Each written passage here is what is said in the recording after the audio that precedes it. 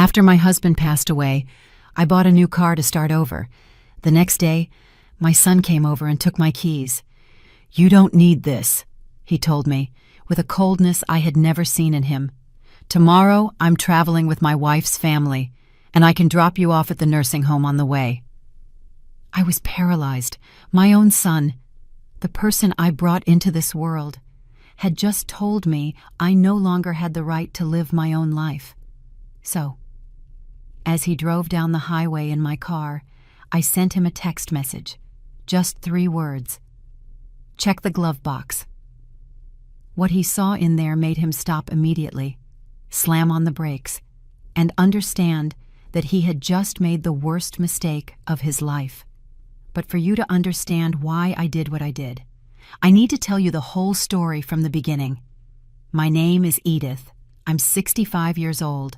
Up until 3 months ago, I was married to the love of my life. 40 years together. 40 years of laughter, of struggles, of building a family. My husband was a good, hard-working man, the kind they don't make anymore. When he died, I felt like the world stopped. The house became a mausoleum of memories. Every corner reminded me of him. His coffee mug on the table, his favorite armchair, the smell of his cologne in the bathroom. And me, I was just there, in the middle of that deafening silence, wondering what I was going to do with the rest of my life. The first few days were the worst. I didn't want to get out of bed. I didn't want to eat. I didn't want to see anyone. But one morning, as I was looking at a photo of the 2 of us on the beach, smiling, full of life, I heard his voice in my head, almost as if he were standing right behind me. "Edith," he always told me, "as long as there's air in your lungs, there's a reason to keep going. Don't just sit still waiting for life to pass you by. Go out and live it." And he was right. He always was. So I made a decision. I was going to start over. I wasn't going to stay locked up in this house, living among ghosts and memories. I was going to honor his memory by living, truly living.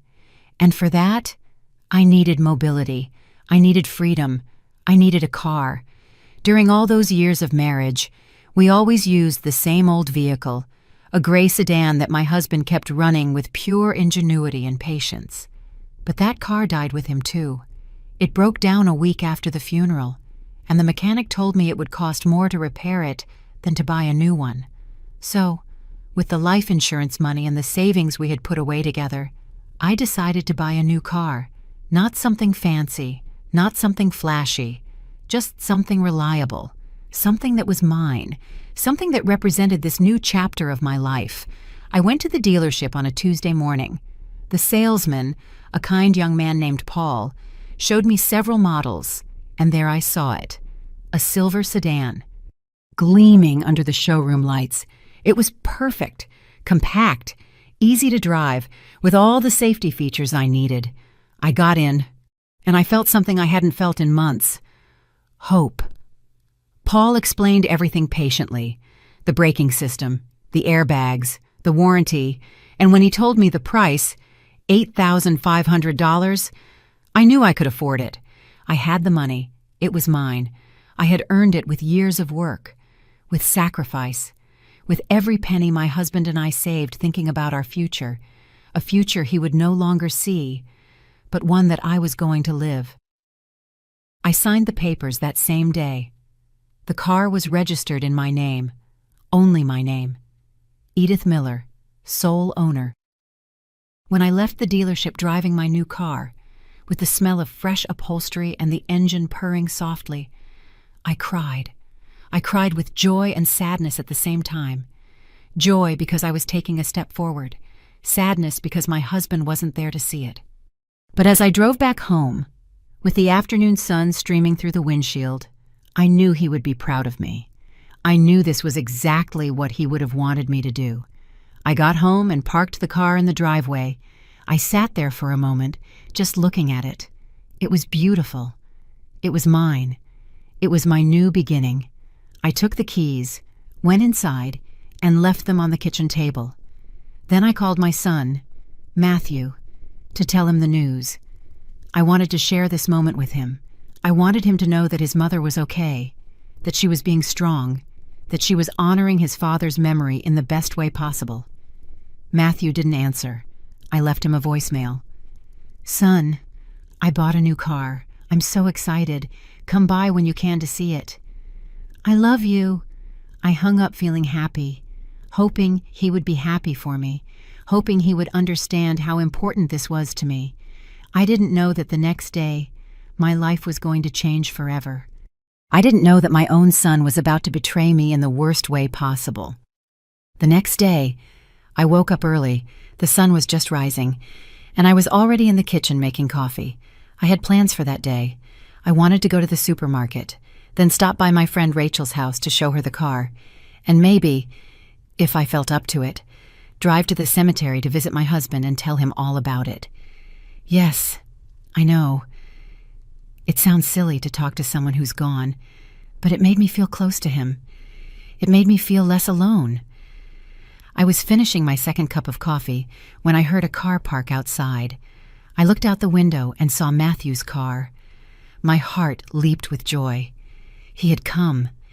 He had gotten my message and had come to see me, to see my new car, to share this moment with me. I smiled and hurried to the door, but when I opened it, that smile froze on my face. Matthew wasn't alone. Beside him was Vanessa, his wife, and neither of them was smiling. There was something in their faces, in the way they looked at me, that made me feel uncomfortable, like I was a problem they had to solve. "Hi, son," I said, trying to sound cheerful. "Vanessa, what a surprise to see you so early. Come in. I just made coffee." Matthew didn't even respond to my greeting. He walked straight into the house, his steps determined, heading for the kitchen. Vanessa followed him, giving me a look I couldn't quite decipher. I closed the door and followed him, feeling the joy I had felt moments before turn into a strange feeling in my stomach. Something was not right. In the kitchen, Matthew stood in front of the table, staring at the keys to my new car. He picked them up, weighing them in his hand, as if evaluating them. "Mom," he finally said, without looking me in the eye, "I need to talk to you." I crossed my arms, trying to ignore the alarm bell starting to ring in my head. "Of course, son. Tell me, what is it?" He exchanged a look with Vanessa. She nodded, as if giving him permission to continue. And then, Matthew spoke. "Mom, I heard you bought a car. A new car." "Yes," I replied, my voice sounding more excited than it should have. "That's why I called you yesterday. I wanted you to come see it. It's beautiful. Matthew.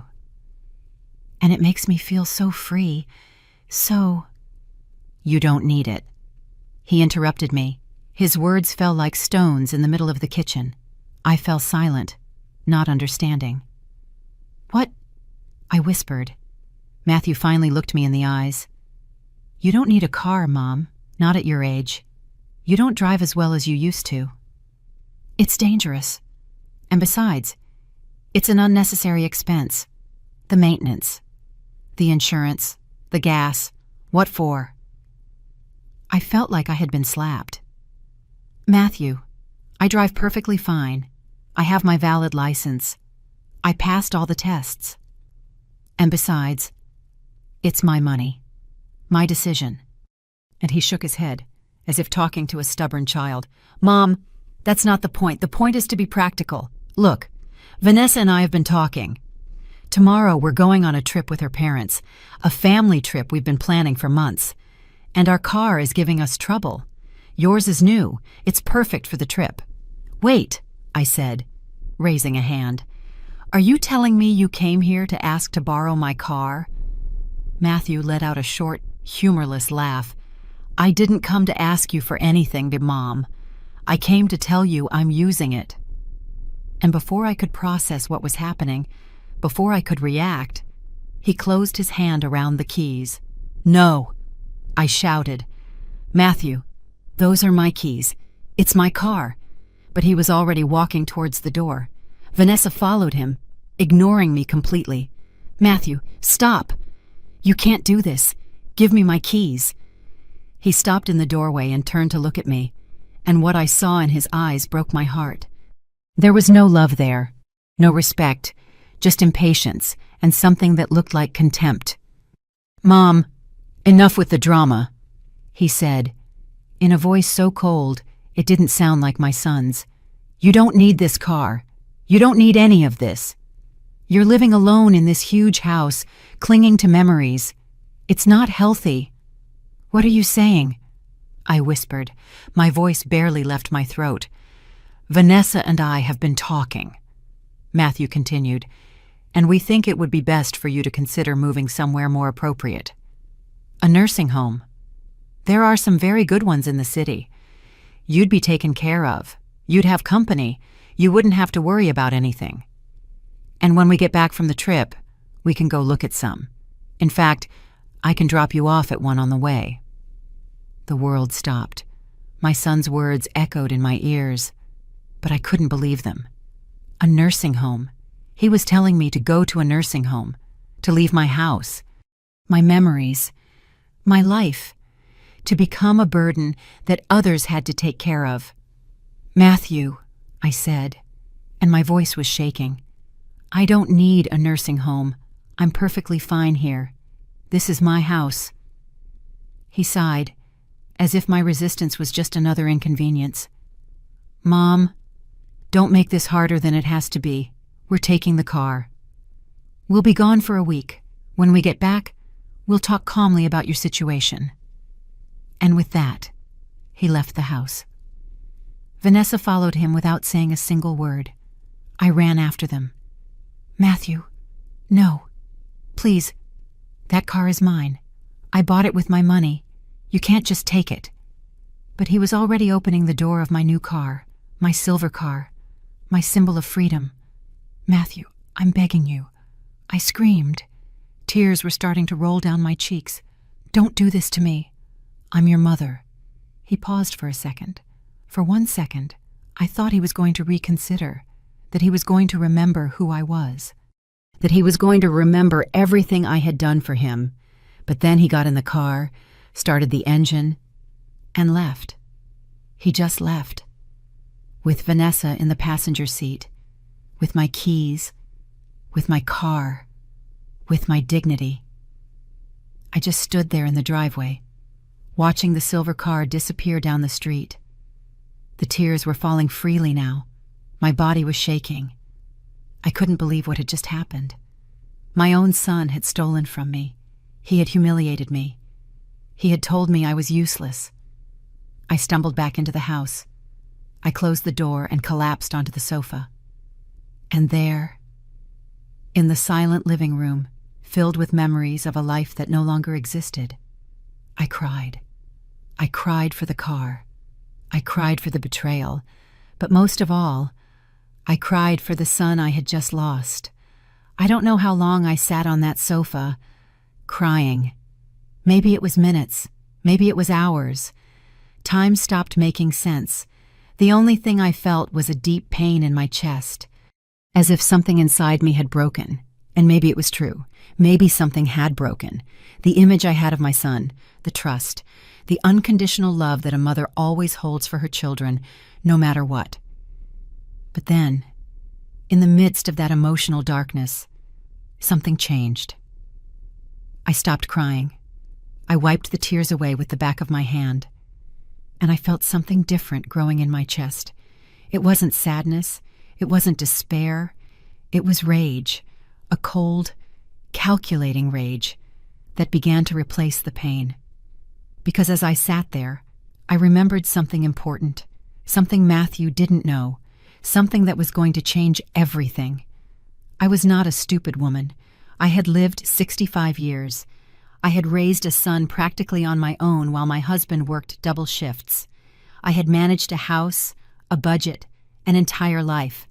And during all those years, I learned something fundamental. You always have to be prepared for the worst. You always have to have a backup plan. When I bought that car, I didn't just sign the papers and go home happy. No, I had been careful. I had been smart. Because even though I wanted to believe my son was a good man, even though I wanted to think he would never hurt me, I had seen signs, little signs that I had ignored because it was easier not to see them. The way Vanessa looked at my house, sizing up what it was worth. The way Matthew asked about his father's life insurance, about my savings, about my plans. Casual comments that now, in hindsight, didn't seem so casual. So after buying the car, I did something else, something that at the time seemed like an overreaction, almost paranoia. But now I was thankful I had done it. I visited Robert. Robert had been my husband's friend for 30 years.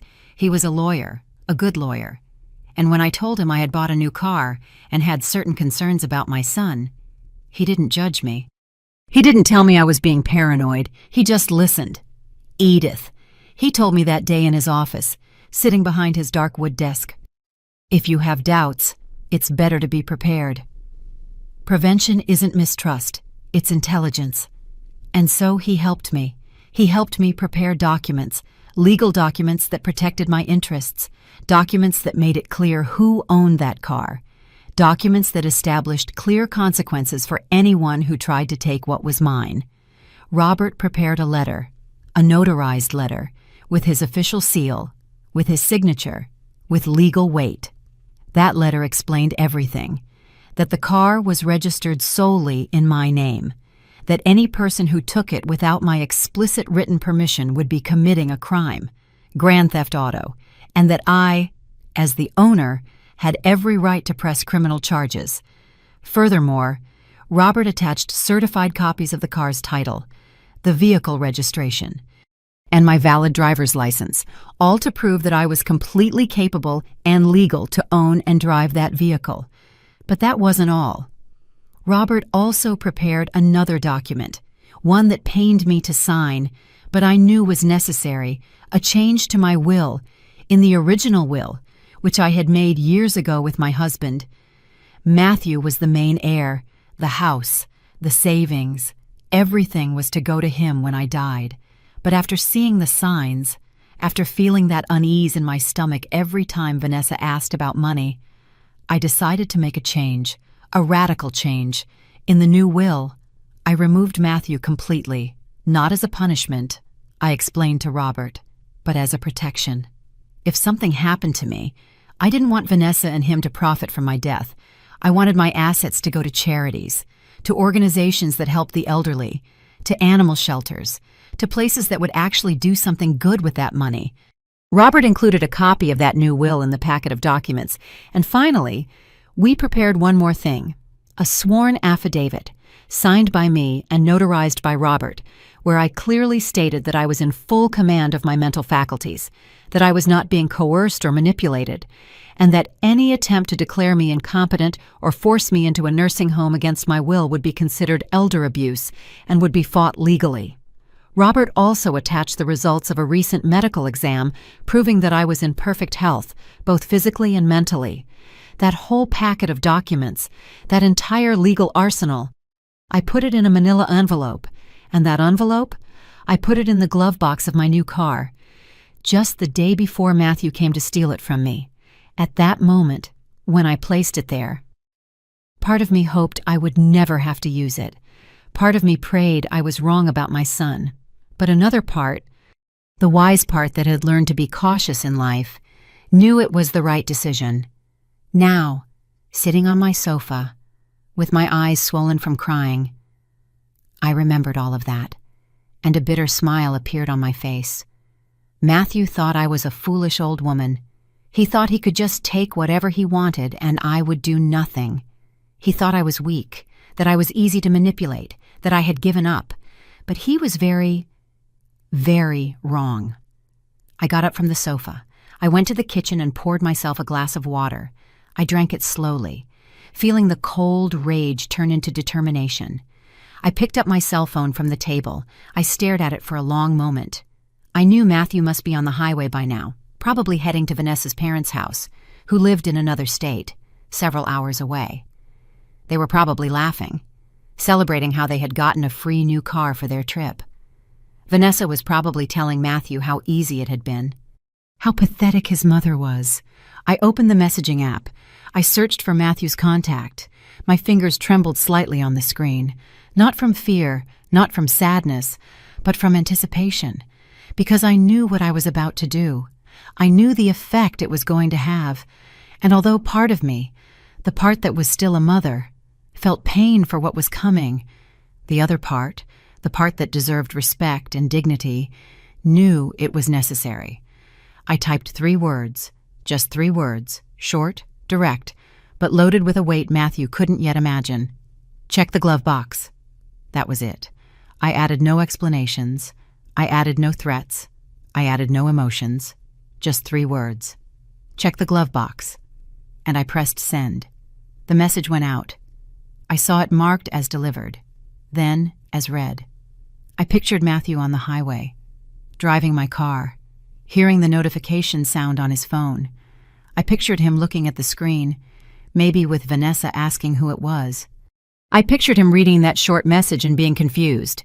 Check the glove box. What could his mother mean by that? I sat at the kitchen table, phone in hand, waiting. My heart was beating fast but steady. There was no turning back now.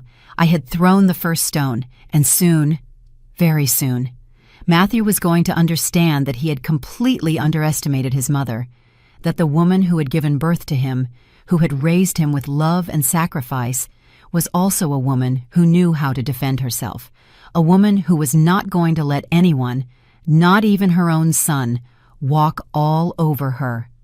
5 minutes passed, 10 minutes. Then my phone vibrated. It was Matthew. He was calling. I didn't answer. I let it ring until it went to voicemail. He called again, and again, and again. 5 calls in a row. All ignored. Because I wanted him to feel what I had felt. The helplessness, the desperation, the slow, terrible realization that he had lost control of the situation. Finally, he stopped calling, and a text message came through. Mom, what is this? What does this mean? Call me, please. I didn't reply. Another message arrived. Mom, this is a mistake. We can talk, please. I didn't reply to that either. And then, the message I was waiting for arrived. The message that confirmed he had read everything, that he had seen the documents, that he finally understood the magnitude of what he had done. The message said, Mom, please, don't do this. It was a mistake. I'm sorry, we can fix this. Don't call the police, please. I read those words over and over. I could feel the panic in every letter, the desperation, the fear. And although a part of me, that maternal part that never fully dies, felt a pang of pain seeing my son like this, the other part, the part that had been betrayed and humiliated, felt satisfied. Because now he knew. Now he understood that his actions had consequences. I let another 10 minutes pass before replying. I wanted him to sweat. I wanted every second of silence to remind him of what he had done. Finally, I wrote, Bring the car back to my house. Now. His response was immediate. I'm 3 hours away. I'm turning around right now. I'll be there as soon as I can. I promise you. Mom. I put the phone on the table and leaned back in my chair. A strange feeling washed over me. It wasn't joy. It couldn't be joy when it involved my own son. But it was something like justice, like vindication. I had spent my whole life being soft, being understanding, being the perfect mother who always forgave everything. And look where it got me, to be treated like a burden, like something disposable. I went to my bedroom and looked in the mirror. I saw a 65-year-old woman with gray hair, with wrinkles around my eyes, with hands that had worked hard my whole life. But I also saw something else. I saw strength. I saw dignity. I saw someone who was not going to give up. My husband always told me I was stronger than I thought. I wish he could see me now. I wish he could see his wife standing up for herself. I think he would be proud. I changed my clothes. I put on a dark green dress, one my husband had given me years ago. I combed my hair.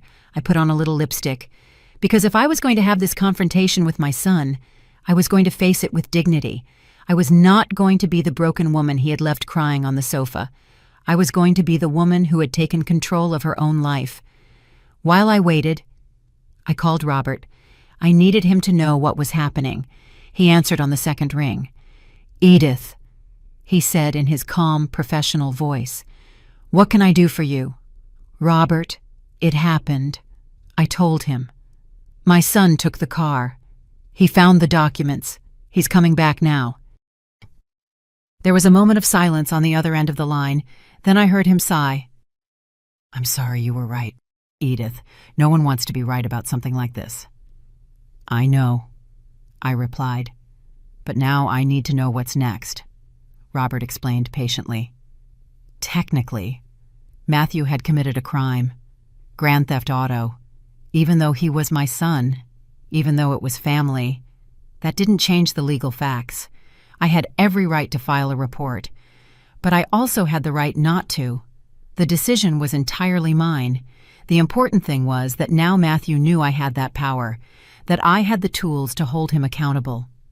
"I want him to come and talk," I told Robert, "but I want you to be available by phone, just in case." "Of course," he replied. "I'll have the phone in my hand. Anything. You call me." "And Edith," he added before hanging up, "you are a brave woman. Don't let anyone make you feel otherwise." His words filled me with a warmth I hadn't felt all day. "Thank you, Robert. Thank you for everything." I hung up and looked at the clock. Matthew had said he was 3 hours away. That meant he would arrive around 5 in the afternoon. It was barely 2. I had time. Time to prepare myself mentally. Time to decide exactly what I was going to say. Time to strengthen my resolve. I went to the kitchen and made tea, not because I wanted tea, but because I needed to do something with my hands. I needed to keep busy. As the water boiled, I thought about all the times I had sacrificed something for Matthew, all the sleepless nights when he was a baby, all the times I put his needs before my own, the summers working 2 jobs so I could pay for the music lessons he wanted, the times I defended his bad decisions to others because he was my son, and that's what mothers did. And I thought about Vanessa, how she had come into our lives 5 years ago. How from the beginning, there was something about her that bothered me. She wasn't openly cruel, she wasn't rude, but there was a coldness in her eyes, a way of evaluating everything in terms of monetary value. I remembered the first time she came to my house, how she walked through the rooms as if she were appraising the property, how she asked how much the house was worth, how much was in my savings accounts, if I had life insurance. My husband had noticed it too. One night, lying in bed, he told me, "Edith, there's something about that girl I don't like. I think she's only with Matthew for his money." I defended him. I said he was being paranoid, that he was just being protective of our son. But he was right. My husband was always a good judge of character, and I should have listened to him. After my husband died, Vanessa changed. She became bolder, more direct with her questions about money, more insistent that I should sell the house, move into something smaller, invest the money. And Matthew, my own son, started repeating her words, as if they were a team, as if I was the project they had to solve together. My tea grew cold in the cup without me touching it. The hours passed slowly. Every time I heard a car pass by on the street, my body tensed. But it wasn't him. Not yet. At 4:30, my phone vibrated. It was a message from Matthew. "I'm 20 minutes away. Please, my mom. I need us to talk." I didn't reply. I just stood up, smoothed my dress, and prepared myself. At 4:50, I heard the familiar engine. My car. My silver car pulling into the driveway. I looked out the window. Matthew was at the wheel. He looked pale, tired. Vanessa was not with him. Interesting. Maybe he had dropped her off somewhere. Or maybe she didn't want to face the consequences of her actions. Matthew turned off the engine and sat inside the car for a moment. I could see his profile from the window. His head was in his hands. Then he grabbed something from the passenger seat, the manila envelope, the documents. He finally got out of the car and walked towards the door. Every step seemed heavy. Every step seemed weighed down by what he had done. He rang the doorbell. He didn't use his keys, maybe out of respect, or maybe out of fear. I waited a few seconds before opening. I wanted him to feel the uncertainty. When I finally opened the door, our eyes met. His were red. He had been crying. Good, I thought. Now he knows how it feels. Mom, he began, his voice trembling. I raised a hand to stop him. Get inside, I said in a cold voice. Not out here. He nodded and came in. He was holding the envelope in one hand and my keys in the other.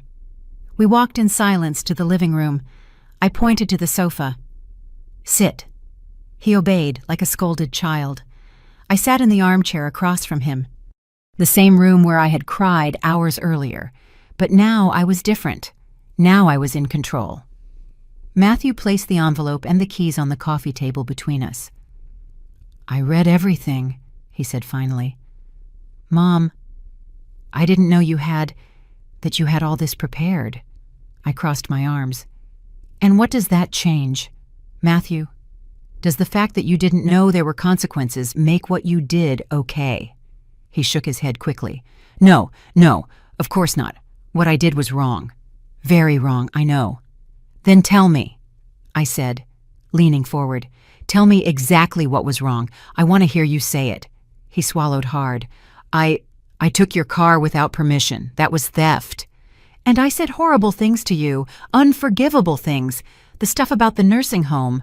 I don't know what I was thinking. You weren't thinking, I interrupted. Or rather, you were thinking. You were thinking your mother was a stupid old woman you could manipulate, that you could treat like garbage. Matthew started to cry openly now. No, Mom, no. I love you. You're my mother. It's just that, Vanessa said. He stopped abruptly, realizing what he had just said. I said, leaning back in my chair. So it was Vanessa's idea. Of course, it's always Vanessa's idea. Right. Matthew. And what are you, a 42-year-old man who can't make his own decisions? Who lets his wife control him like a puppet? Matthew raised his head sharply. It's not like that, Mom. I make my own decisions. Then why did you do this? I asked him. Why did you come to my house, take my keys, tell me I didn't need my own car, that I should go to a nursing home? Those were your words, Matthew. They came out of your mouth, not Vanessa's, yours. He wiped his tears with the back of his hand. You're right. You're completely right. I have no excuse. I can only tell you that I'm sorry, that I made a terrible mistake, and that it will never, ever happen again. I stood up and walked to the window. From there I could see my silver car in the driveway, my symbol of freedom that I almost lost.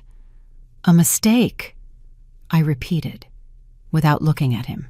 You call this a mistake. Mistakes are accidental. Matthew, tripping is a mistake. Forgetting a date is a mistake. But what you did was deliberate, planned. You came here with the intention of taking something that was mine. I turned to face him. And not just the car. You wanted to take my dignity, my independence, my right to live my own life. You wanted to lock me up in a nursing home like I was a piece of old furniture you wanted to get rid of. Mom, please, he begged. Let me make it up to you. Let me fix this. I'll do anything. Anything. I repeated. All right, then answer me this. Where is Vanessa now? Matthew looked down. I left her at her parents' house.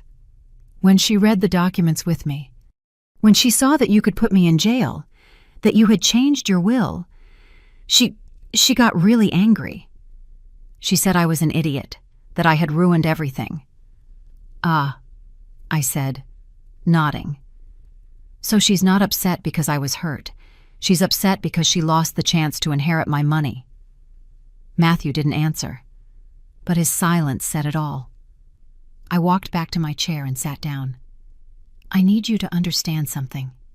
Matthew, I raised you mostly on my own. Your father worked 16-hour shifts to give us a decent life. So it was me who fed you, who changed your diapers, who woke up in the night when you had nightmares. It was me who went to all your school plays, who helped you with your homework, who defended you when other kids bullied you. My voice broke a little, but I continued. I worked 2 jobs for years so you could go to a good school, so you could have new clothes every season, so you wouldn't lack anything. And when you wanted to study music, even though your father and I thought you should study something more practical, I supported you. I sold jewelry my mother had left me to pay for your classes. Because that's what mothers do. They sacrifice everything for their children. Matthew was sobbing now. I know, Mom, I know. And I've never thanked you enough. I've been a terrible son. And when your father died, I continued. When I was shattered, barely functioning, trying to understand how to keep living without the love of my life, where were you? You came to the funeral. You stayed for 2 days. And then you went back to your life. You left me alone in this empty house with my memories and my grief. That's not fair, he protested weakly. I had to work. I had responsibilities.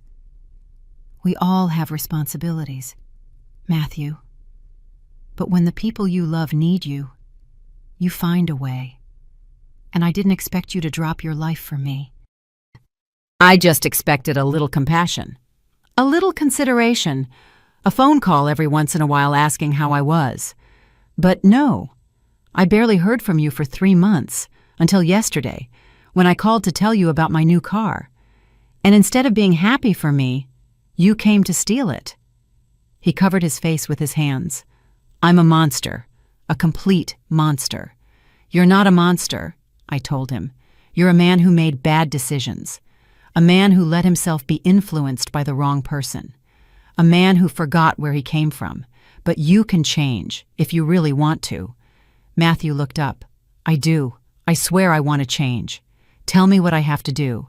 First, I said, you need to decide what's more important to you, your wife or your mother. Because let me make something very clear. As long as you're with Vanessa, as long as she has that influence over you, I can't trust you. I can't have you in my life knowing that every word you say to me, every action you take, is filtered through her. You can't ask me that, Matthew said. She's my wife. I love her. You love her, I repeated. But you love me, and yet you did this to me. So maybe your concept of love is distorted, Matthew. Maybe you need to rethink what it really means to love someone. Because love isn't taking. Love is giving. It's respecting. It's protecting. And you did none of that today. I stood up and took the envelope from the table. These documents are still valid. The will is still in effect. The grand theft auto report can be filed at any time within the next year. For now, I'm not going to do anything. But consider it a sword over your head, a reminder that your actions have consequences. Matthew stood up too. Thank you, Mom. Thank you for not calling the police. Thank you for giving me another chance. Don't thank me yet, I said, because this is your only chance. If you ever disrespect me again, if you ever treat me like I'm less than a person, if you try to manipulate or control me in any way, I will use these documents. And I won't just cut you out of my will. I will hold you legally responsible for what you did today. He nodded repeatedly. I understand. I promise. It won't happen again. There's one more thing, I added. I want you to go to therapy, by yourself. Not couples therapy, individual therapy. You need to understand why you allowed this to happen. Why you allowed Vanessa to convince you to treat your own mother this way. You need to work on yourself before you can be a good son again. I'll do it, he said. I'll find a therapist tomorrow. Good, I replied. And until you've been to at least 6 sessions, until I can see real change in you, our relationship will be limited. Occasional phone calls, nothing more. You are not welcome in this house. Not until I can trust that you're not sizing up every object I own, thinking about how much it's worth. Matthew moved as if to hug me. I took a step back. Not yet. I need time. I need to heal from what you did to me. And you need to show me with actions, not words, that you have changed. He dropped his arms to his sides. I understand. I'll wait as long as you need. I took my keys from the table. These are mine. This car is mine. This house is mine. My life is mine. And nobody, you hear me? Nobody is going to take any of that from me again. Matthew nodded. You're right. And I'm sorry I made you feel like you had to defend yourself from your own son. That never should have happened. I walked to the door and opened it. I think it's time for you to go. Matthew walked past me. At the threshold, he stopped. Mom, I really do love you. You know that, right? I looked him in the eye. I want to believe you do. But love without respect isn't love, Matthew. It's just a pretty word people use to justify bad behavior. Show me respect. Show me you value who I am. And maybe, with time, we can rebuild what broke today. He left the house. I watched him walk to the street where he had left a taxi waiting. Something he must have called while he was driving back. Vanessa had obviously kept their car. Matthew got into the taxi, and before it pulled away, he looked at me one last time through the window. There was so much pain in his face, so much regret. Part of me wanted to run to him, to hug him, to tell him everything was okay, because that's what mothers do, right? They forgive. They always forgive. But I had forgiven too many things in my life. I had forgiven little slights, rude comments from Vanessa, Matthew's lack of attention after his father died, and all that forgiveness had only made them think they could keep treating me badly, that I would always be there, soaking it all up. Never complaining, but not anymore. This version of Edith was different. This version knew how to set boundaries. I closed the door and leaned against it for a moment. My entire body was shaking, not from fear, not from sadness, but from pure adrenaline. I had just confronted my son. I had just set boundaries I never thought I would have to set. And even though it hurt, even though every maternal fiber in my body screamed at me to be softer, I knew I had done the right thing. I walked to the kitchen and poured a glass of water. My hands were still shaking slightly. I looked at the clock. It was barely 6 in the evening. It felt like days had passed since Matthew had arrived that morning and taken my keys, but it had only been a few hours that had changed everything. I picked up my phone and called Robert. I needed to tell him how the confrontation had gone. He answered immediately. Edith, tell me you're okay. I'm okay, I replied. Better than I expected, actually. Matthew brought the car back. We talked. I set clear boundaries, and he accepted everything. Robert sighed in relief. I'm glad to hear that. You did exactly what you had to do. It must have been hard. It was, I admitted. But it was also necessary. And you know what's strange? I feel stronger now. Like I finally got back something I had lost a long time ago. That's called dignity, Robert said softly. And you deserve to feel that way. We chatted for a few more minutes.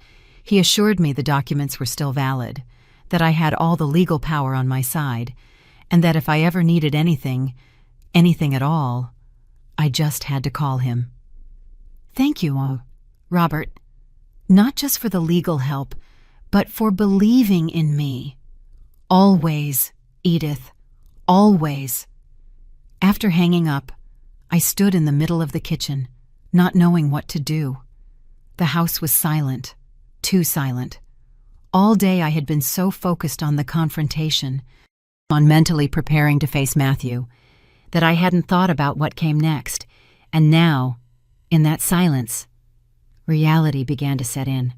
My son had betrayed me. That wasn't going to change. We might rebuild our relationship eventually, if he really put in the work. But it would never be the same. That innocence, that blind trust a mother has in her son, was broken.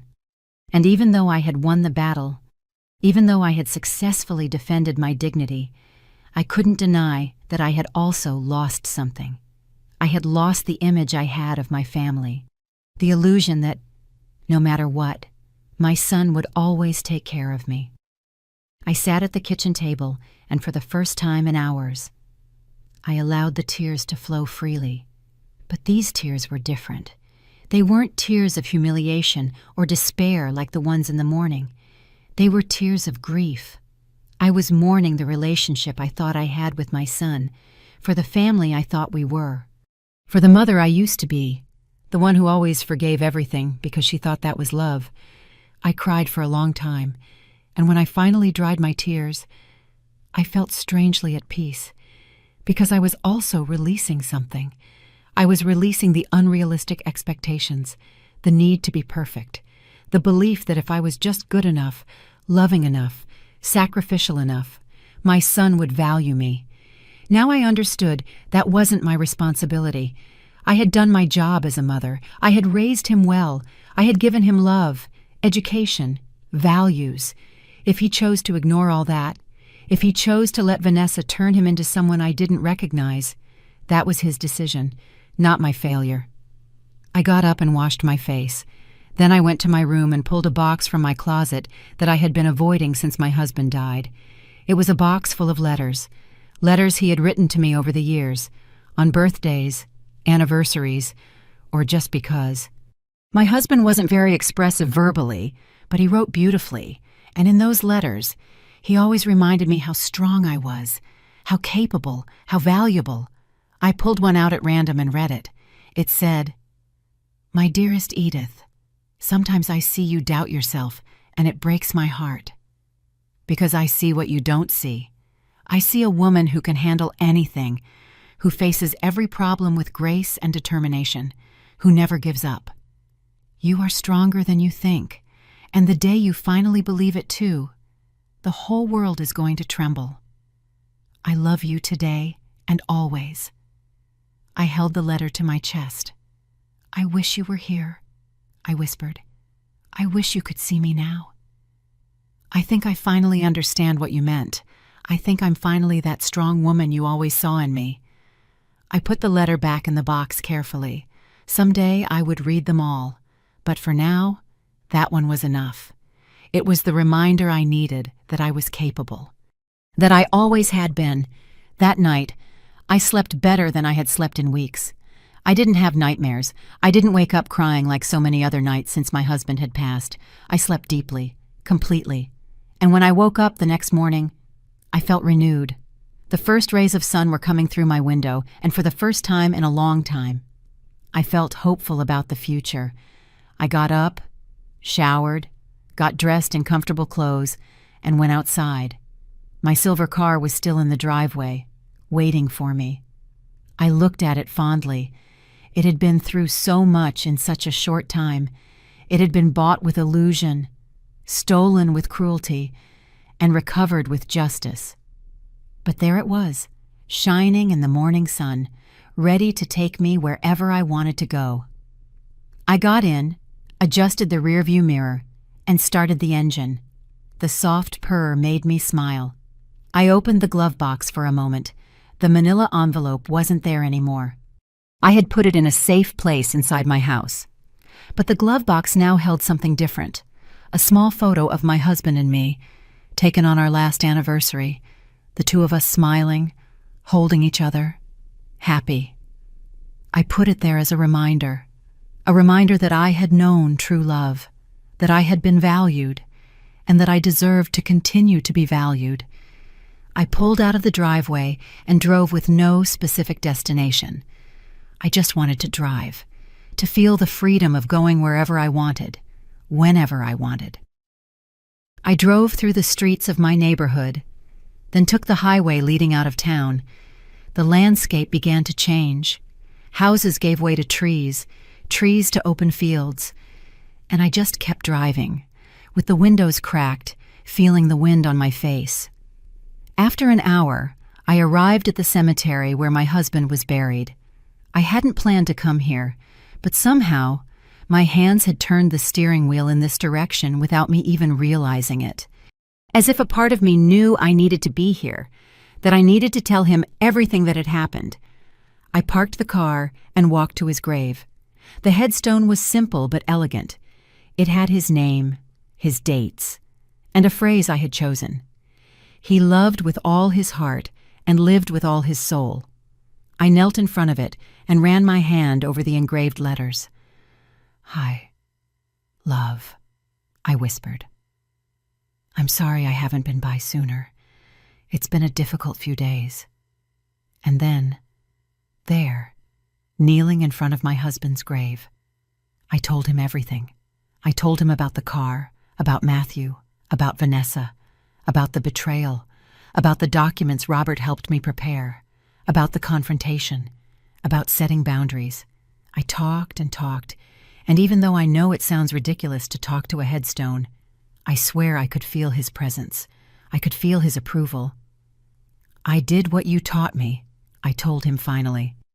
"I didn't let them walk all over me. I defended my dignity. And it hurts. It hurts so much because he's my son. But I also feel good. I feel strong. I feel like the woman you always said I was." Tears rolled down my cheeks, but this time they were quiet tears, tears of acceptance. I sat there by the grave for almost an hour, just being present, just feeling the connection to the man who had been my partner for 40 years. And when I finally stood up to leave, I felt different. I felt as if he had given me his blessing, as if he had told me it was okay to move on, that it was okay to be strong, that it was okay to put my needs first for once in my life. I drove back home feeling lighter. But when I arrived, there was a car parked in my driveway. I didn't recognize it at first. It was a red sedan, a bit old but well kept, and then I saw who was sitting on the steps of my porch. Vanessa, my daughter-in-law, was there, waiting for me. And from the look on her face, she had not come to apologize. I parked my car in the driveway and sat inside for a moment, preparing myself mentally. I hadn't expected this. I had thought that after what happened with Matthew, Vanessa would stay away, but clearly, I had underestimated her audacity. I took a deep breath, grabbed my purse, and got out of the car. Vanessa stood up from the steps as I approached. She was wearing jeans and a coral-colored blouse. Her hair was perfectly styled, as always, her makeup flawless. But there was something in her eyes, something cold and calculating that made me stop a few feet away. "Vanessa," I said in a neutral voice, "I wasn't expecting to see you here." "We need to talk," she replied. Her voice was tight, controlled. "About what?" I asked, although I already knew the answer. She crossed her arms.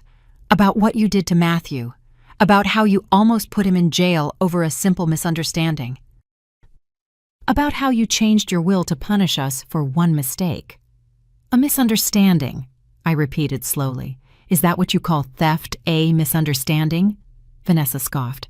"Oh, please, Edith, he's your son. Family. It wasn't theft. He just borrowed the car.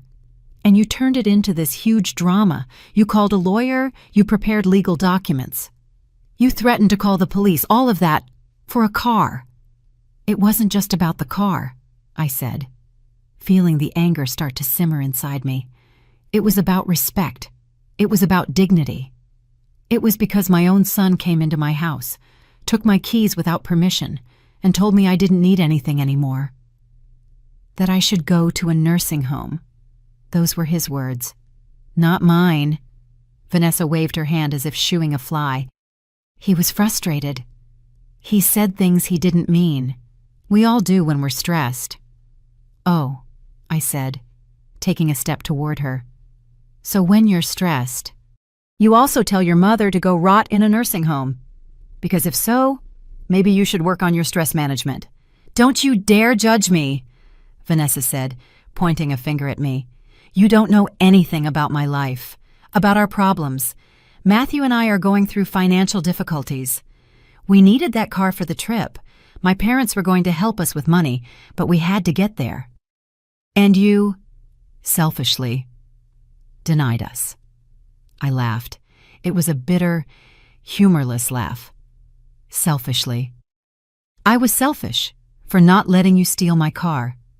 The car I bought with my money, the car that represents my independence. Tell me, Vanessa, in what universe is it selfish to protect what's yours? She pressed her lips together. You're his mother. You're supposed to help him when he's in trouble. Not punish him, not threaten him with jail. I helped him for 42 years, I said, my voice rising. I fed him. I clothed him. I paid for his education. I sacrificed my own needs so he could have everything. But apparently, that's not enough for you. You want me to keep sacrificing until there's nothing left of me, until I'm just an empty old woman with no dignity or rights. You're being dramatic, Vanessa said, rolling her eyes. Nobody is asking you to have no dignity, just to be reasonable. To understand that family helps each other, that you share your resources with your only son. Family helps each other, I repeated. So where was Matthew when my husband died? Where were you two when I was shattered, completely broken, not knowing how to keep living? You came to the funeral. You stayed for 2 days, and then you disappeared for 3 months. We have our own lives, Vanessa protested. Jobs, responsibilities. Exactly, I said. You have your own lives. And I respect that. I never asked you to drop everything for me. But now that I'm trying to rebuild my own life, to find some happiness after losing the love of my existence, you show up demanding I give you everything. My car, my house eventually, my money when I die. It's all about what I can give to you. Vanessa stepped closer. Her face was red now. You know what your problem is, Edith. You're a bitter woman. You're lonely and resentful because your husband died, and now you want everyone to suffer with you. That's why you're pushing Matthew away. That's why you changed your will, because if you can't be happy, no one else can be either. Her words hit me like slaps, but instead of hurting me, something different happened. Something clicked in my mind. Vanessa wasn't here for Matthew. She wasn't here because she cared about her husband or our mother-son relationship. She was here for the money, for the inheritance she had just lost. And finally, after 5 years of discomfort around this woman, after 5 years of trying to get along with her for my son's sake, I saw clearly who she was. Get off my property, I said, my voice calm but firm. Vanessa blinked. What? I said. Get off my property, now. She laughed in disbelief. I'm not leaving until we talk about this like adults. We're done talking, I replied. And I've heard enough. Now leave, before I call the police for trespassing. You wouldn't dare, Vanessa said, but there was uncertainty in her voice now. After what happened with Matthew, after seeing I really did prepare legal documents, after you understood I'm not playing, you still underestimate me. Try staying, and you'll see. I took my phone out of my purse. Vanessa looked at me, then at the phone, then back at me. You're crazy, she muttered. Completely crazy. Maybe, I said. Or maybe I'm finally sane after years of letting people like you walk all over me. Now, leave. Vanessa glared at me with pure hatred. This isn't over, she threatened. Matthew is my husband, and I'm going to make sure he understands he has to choose. Either his crazy mother or his real family. Go ahead, I said. Make him choose. Because something tells me that when Matthew really thinks about who has been there for him his entire life, and who only showed up when there was something to gain, the choice is going to be easier than you think. Vanessa spun on her heel and stormed to her car. She got in, started the engine with more force than necessary, and sped out of my driveway. Tires screeching. I stood there, watching her drive away. My heart was pounding. My hands were shaking, but not from fear, from pure adrenaline. I had just confronted Vanessa. I had just told her exactly what I thought, unfiltered, without being the accommodating mother-in-law, without trying to keep the peace at any cost. and it felt incredible. I went into my house and locked the door. Then I sank onto the sofa and let out a laugh. It was a laugh of relief, of liberation.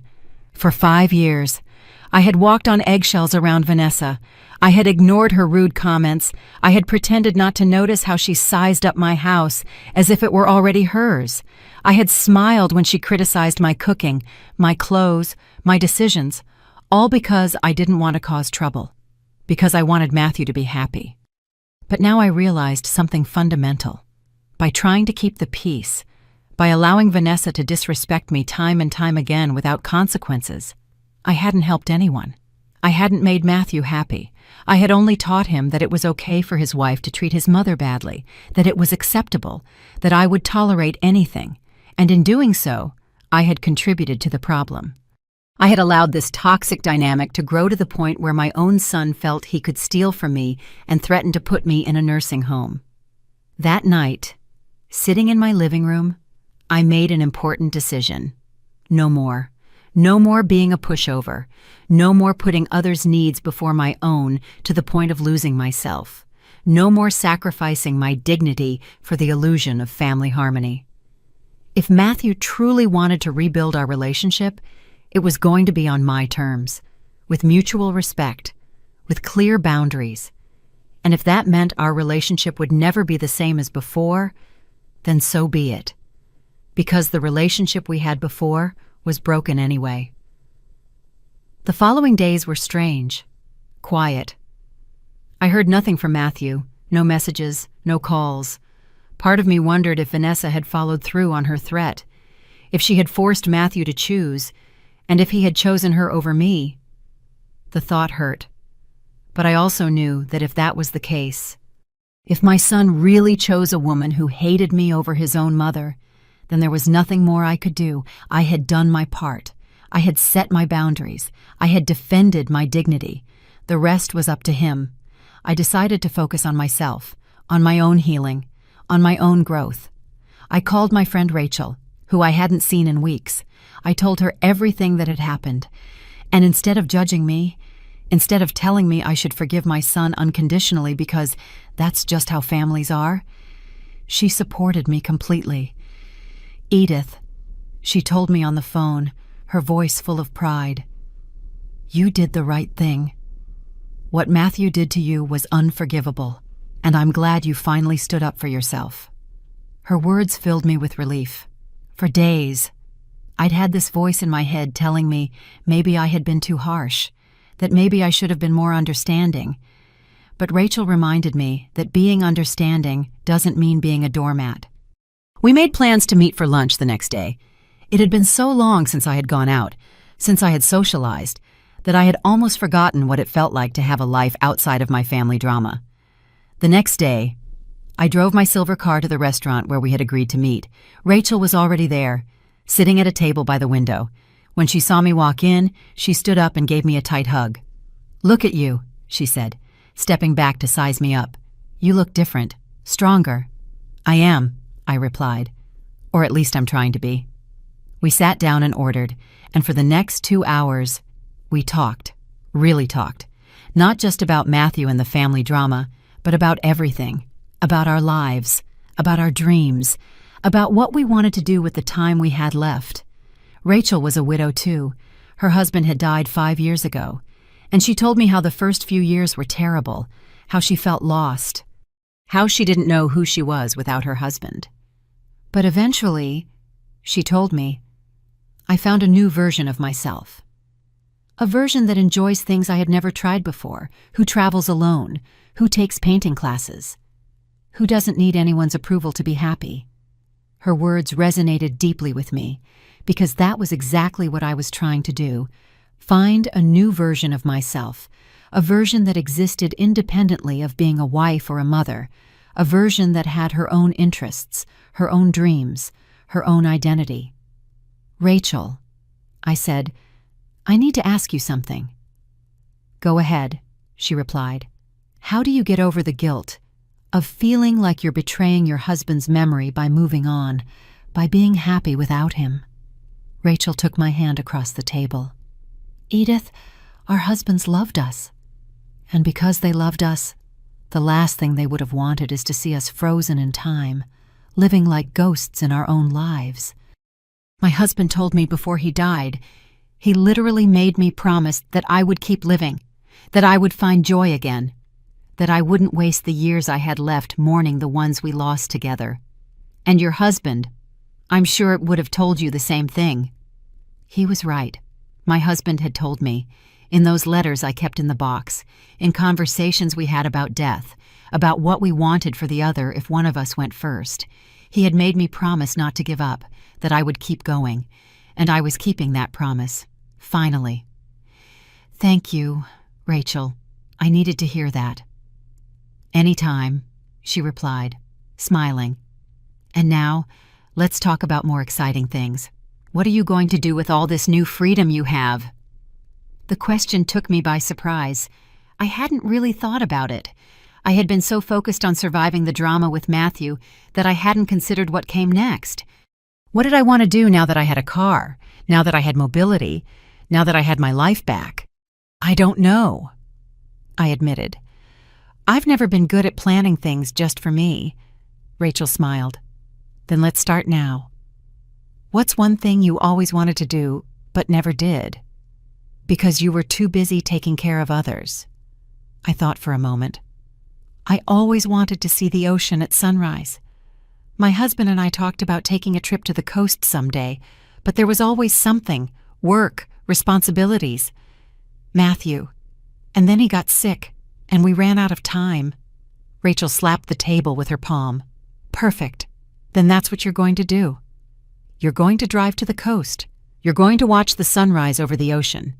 And you're going to do it for you, not as a tribute to your husband, not because you feel you have to, but because you want to, because you deserve to experience something beautiful. The idea scared me and excited me at the same time. It was a nearly 5-hour drive to the nearest coast. I would have to drive alone, possibly stay in a hotel, do everything myself, with no one to lean on. But I also realized something. That was exactly what I needed.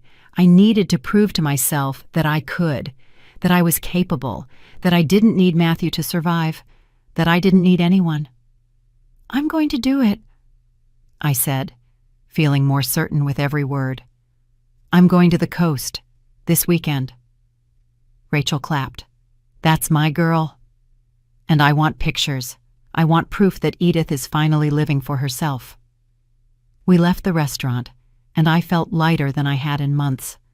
Rachel hugged me before we parted ways. I'm proud of you, she whispered, for standing up for yourself, for setting boundaries, for choosing yourself. Her words stayed with me all the way home. When I arrived, I saw I had a message on my phone. It was from Matthew. The first message I had received from him since our confrontation days ago. Mom, the message said, I know you said you needed space and I'm respecting that. But I need you to know, I found a therapist. I already had my first session. It was hard, but necessary. I'm working on myself. I'm trying to understand how I let things get this far. I don't expect your immediate forgiveness. I just want you to know that I'm trying. I love you. I read the message several times. Part of me wanted to reply immediately, to tell him I was proud of him, that I was glad he was getting help. But another part, the wise part that had learned to be cautious, told me to wait, that words were easy, that what mattered was sustained action over time. So I just put the phone away without replying, not because I wanted to punish him, but because I needed more than one message. I needed to see real change. That night, I started planning my trip to the coast. I looked up hotels online. I found a small, cozy one with an ocean view. The pictures showed a simple but clean place, perfect for what I needed. A single room was $75 a night. I could afford it. I had the savings, and for the first time in my life, I was going to spend money on myself without feeling guilty. I booked the room for Friday night. That would give me time to get there before sunset, rest, and then wake up early to see the sunrise. When I confirmed the reservation, I felt a thrill I hadn't felt in years, anticipation, expectation, pure joy at the thought of doing something just for me, something no one could take away from me, something that was completely mine. I spent the days before the trip preparing. I checked my car, made sure everything was in order, filled the gas tank. I packed a small bag with comfortable clothes, a sweater because mornings on the coast could be cold, and my old camera.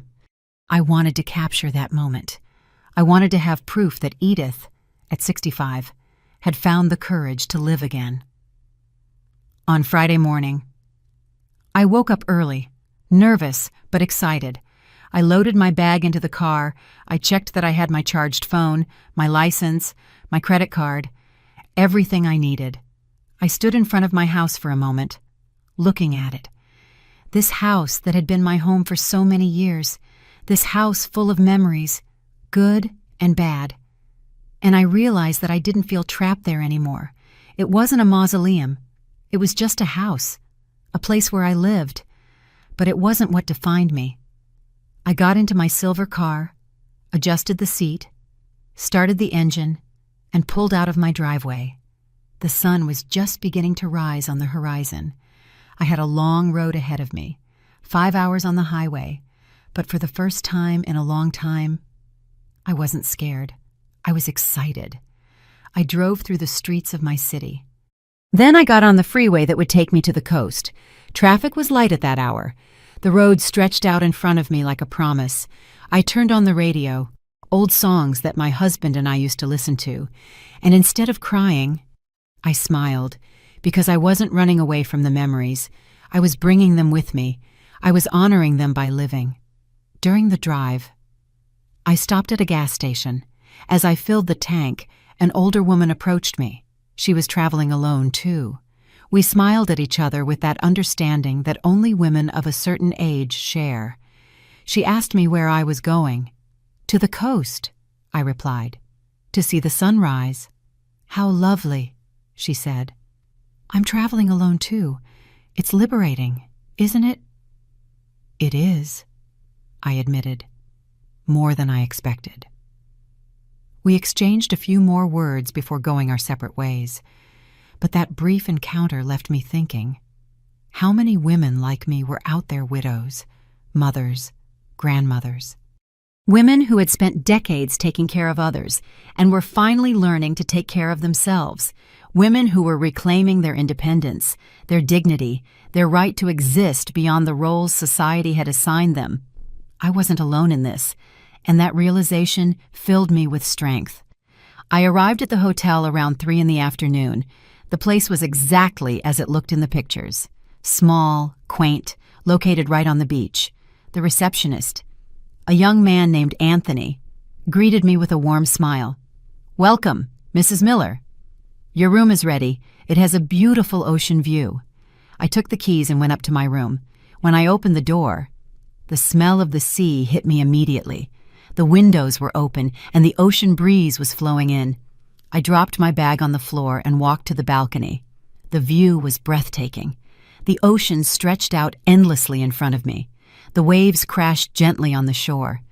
A few birds circled over the water, and the sun, beginning its descent toward the horizon, painted everything in shades of orange and pink. I just stood there, hands on the balcony railing, just breathing, just being, and I felt something I hadn't felt in months. Peace, true, deep peace. That night, I had dinner alone at a small restaurant near the hotel. I ordered fresh fish and a glass of white wine. The waiter, noticing I was alone, asked if I was waiting for someone. "No," I replied. "I'm alone, and it's perfect this way." He nodded in approval. "Sometimes the best company is yourself," he said. He was right. During the entire dinner, I didn't feel lonely. I felt complete. I enjoyed every bite, every sip, without having to worry about anyone else, without having to make sure others were comfortable first. After dinner, I walked on the beach. The moon was almost full and lit the water with a silver glow. My bare feet sank into the cool sand. The sound of the waves was hypnotic. I walked for almost an hour, just thinking thinking about everything that had happened, about my husband, about Matthew, about Vanessa, about the woman I had been and the woman I was becoming. And I realized something important. I wasn't angry anymore. I wasn't holding on to resentment. I had set my boundaries. I had defended my dignity. And now I could let go. I could let go of the rage, because holding on to it only hurt me.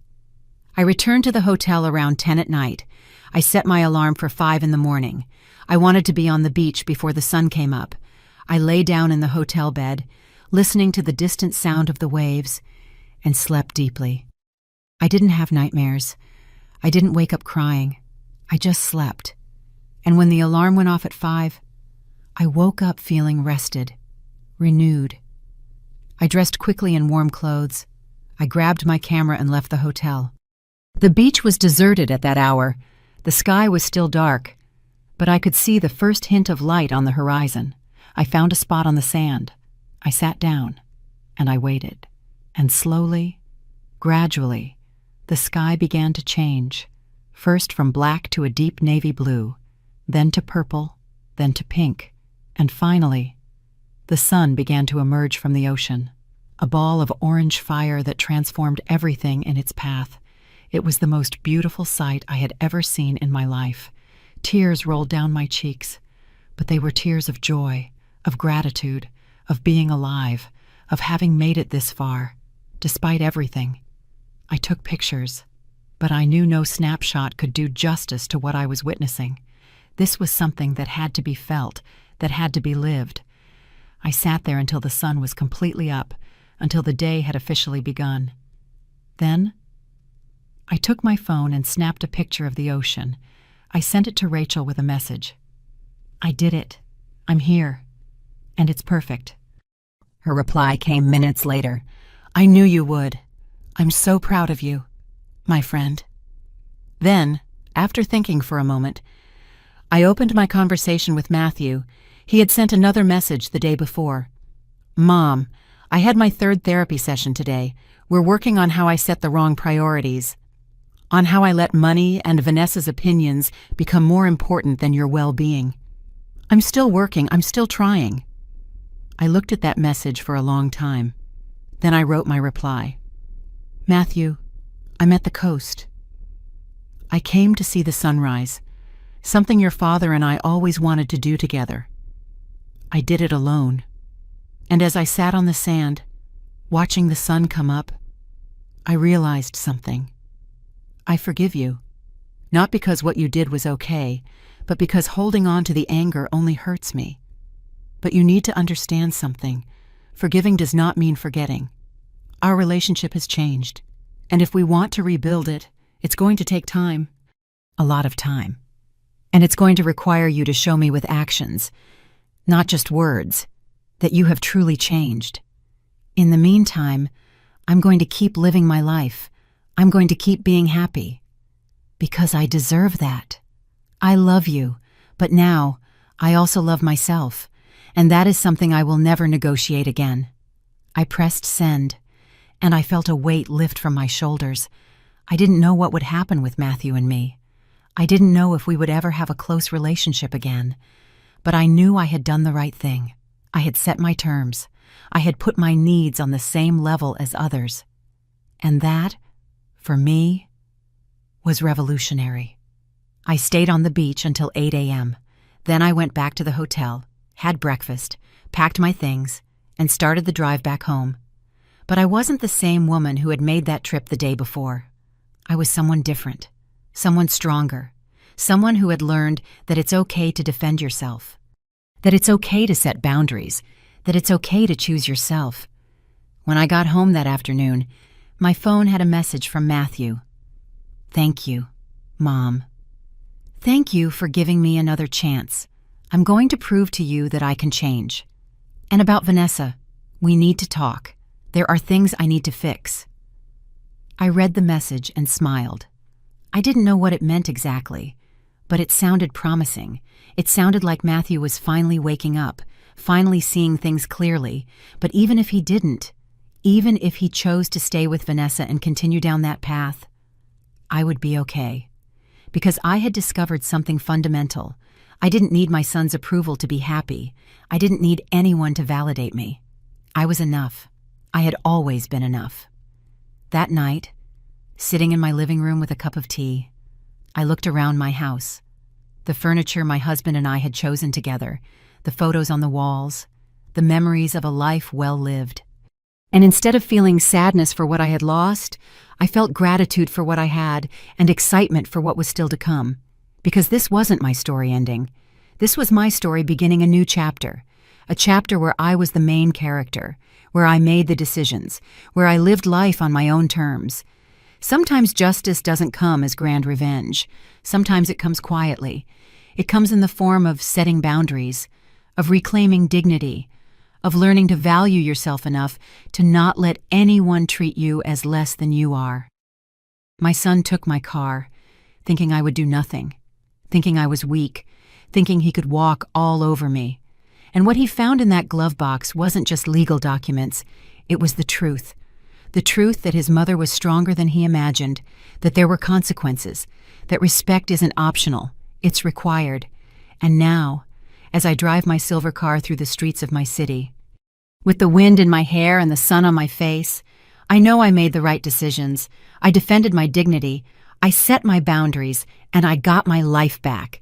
If this story touched your heart, if it made you reflect on the respect you deserve, leave me a like, subscribe to Elderly Stories, and tell me in the comments, what would you have done in my place, because we all deserve to be treated with dignity, no matter our age, no matter what. Thank you for listening to my story. This is Edith.